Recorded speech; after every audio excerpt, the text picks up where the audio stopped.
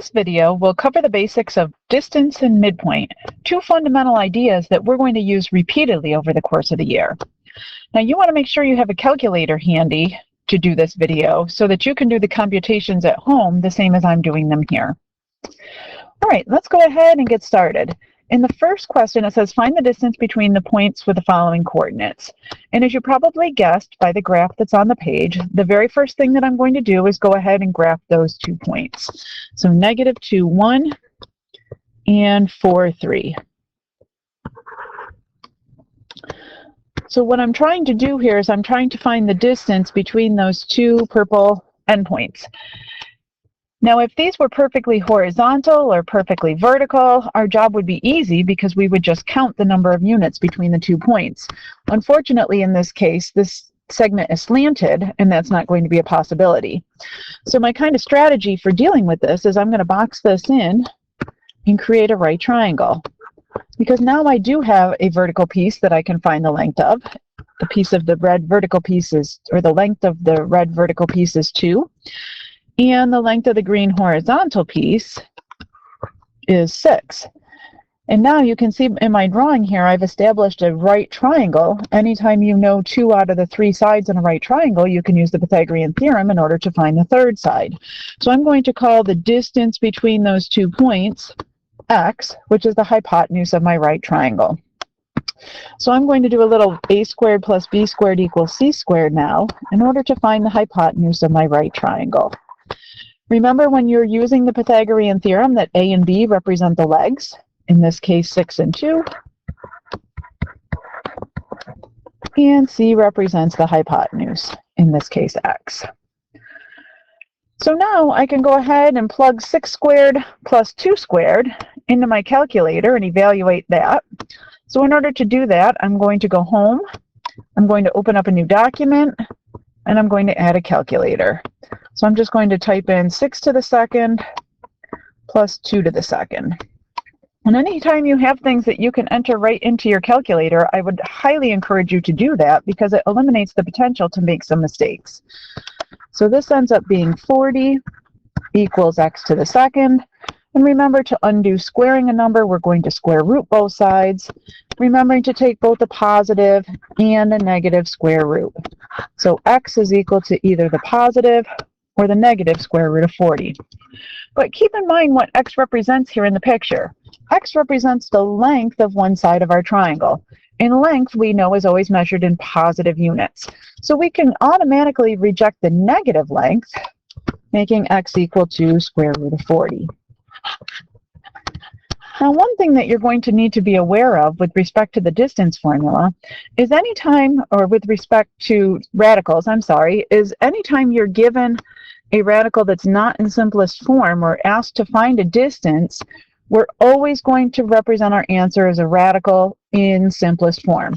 So 40 is not a perfect square, but it has a factor, namely 4, that is.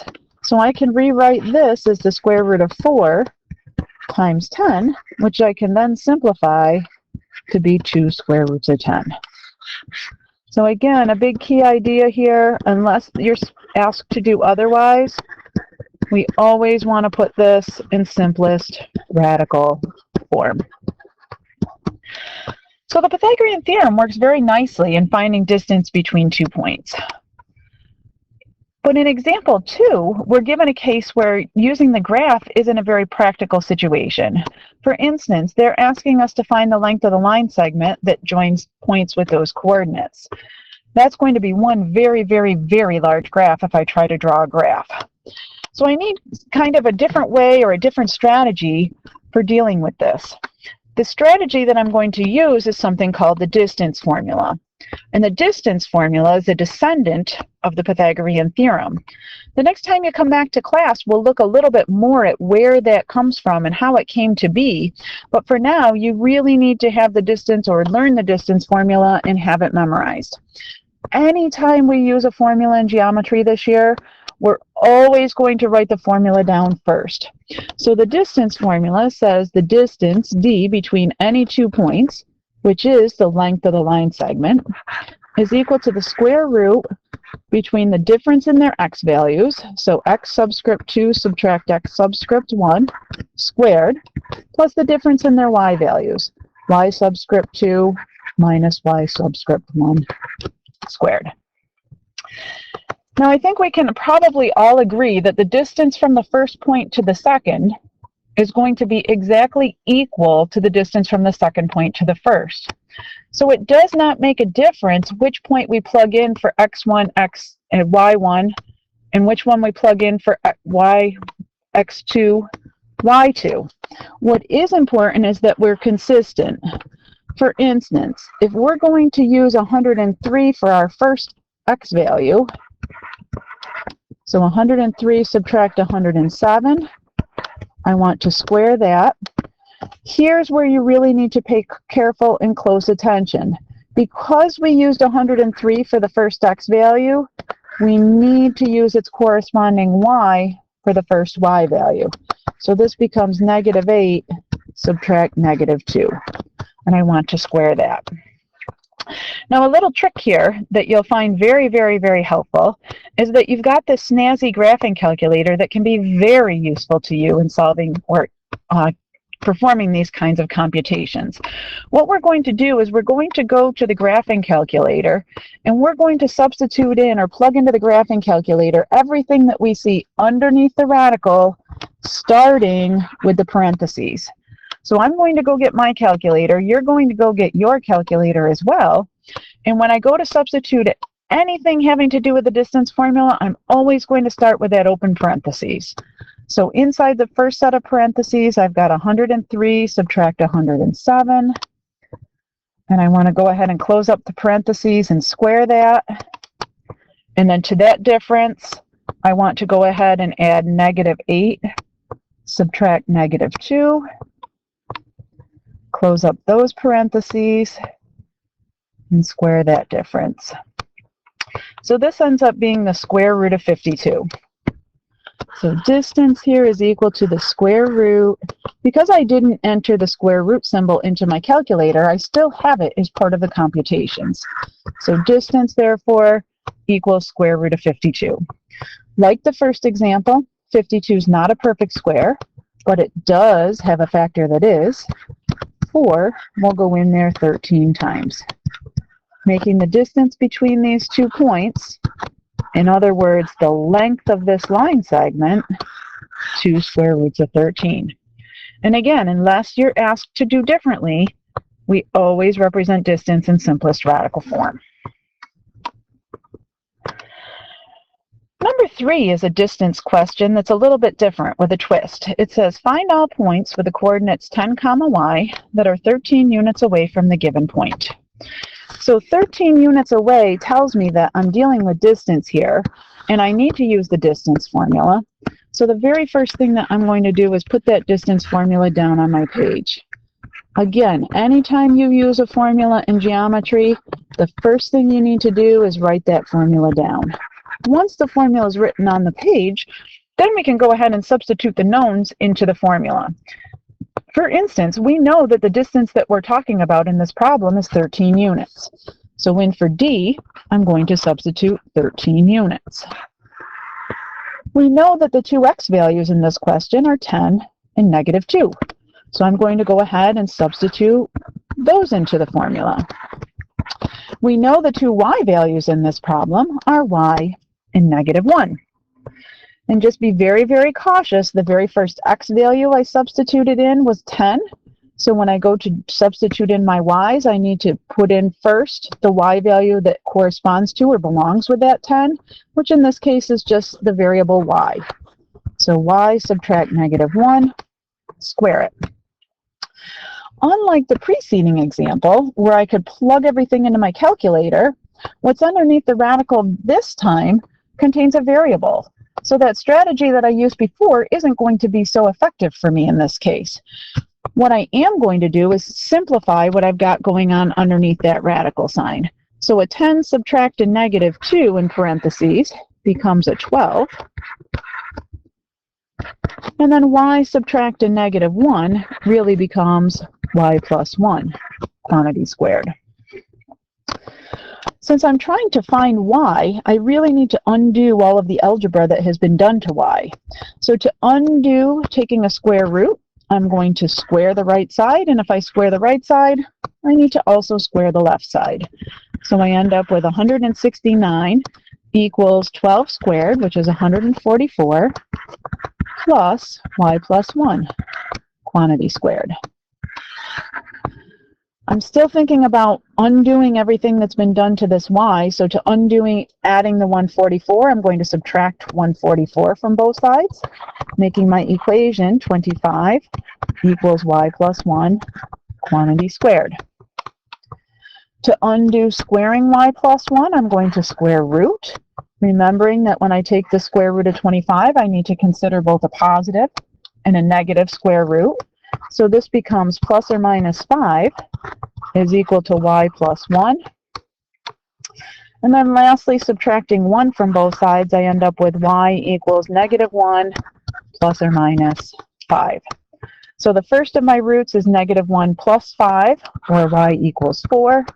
The second of my roots, negative 1 subtract 5, or y equals negative 6.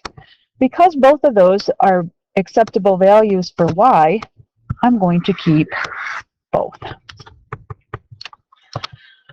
So there's a little bit about distance. Recall that distance and length can really be used interchangeably in the coordinate plane.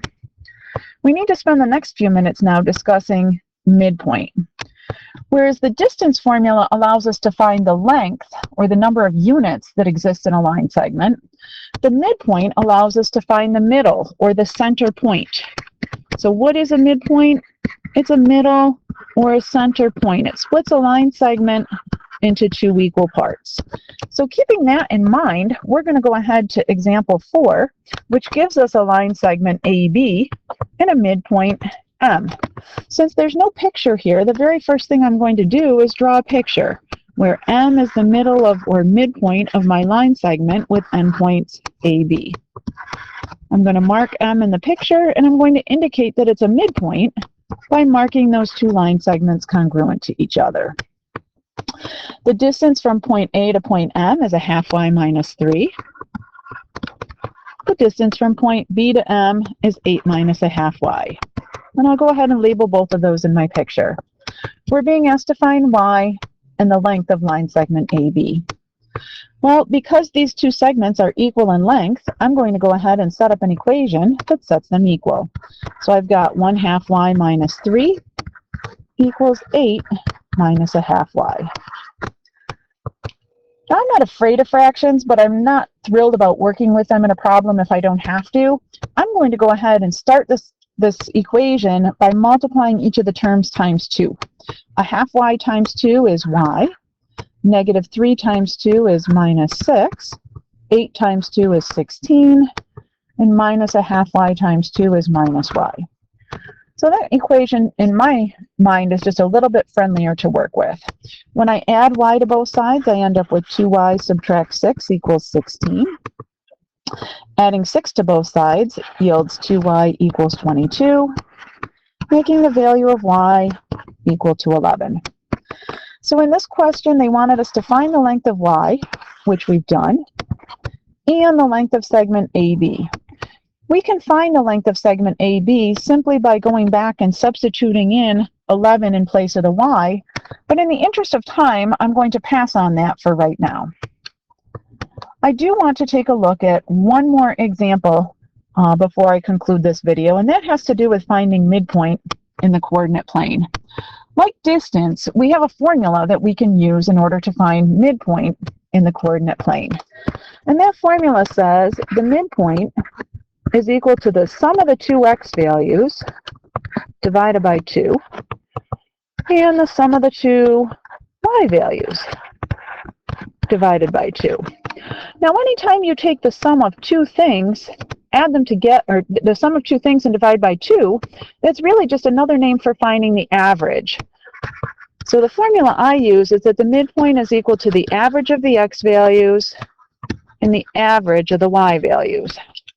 But you can use whatever formula you're comfortable working with. The important thing is that whatever formula you choose to go with, you write it down on your paper. So in this first example where they say find the coordinates of the midpoint, the very first thing I'm going to do is put my formula down on my paper. So midpoint for me is average of the x's, average of the y's. My two x values in this case are 4 and -2, and 2 and 6. And like I did with the distance formula, this lends itself very nicely to substituting into my calculator. So I'm going to grab my calculator, and into my calculator I'm going to type the x values, which is 4 plus -2. And I want to take that sum and I want to divide it by 2, and I get 1. And I can go ahead and do the same thing for the y's, but in the interest of time, I'm not going to do that. 2 plus 6 is 8 divided by 2. I can solve that very easily mentally. So I find that the coordinates of my midpoint here in this particular case are 1, 4. And again, not to be confused with distance, which would be the length of the line segment determined by those endpoints. Now, I do want to thank you for bearing with me and working through this 16-minute video. In the interest of time, I'm going to skip over number 6. We'll address that when you come back to class. But I do want you to see if you can use what you've learned by watching this video to find the length and the midpoint of the line segment connecting those endpoints down under example 2. And as always, take a few minutes to reflect upon what you've seen and make a list of what's going to be important for you to remember from this video. What is going to be important when you take a quiz or a test? What things will you want to know from watching this video?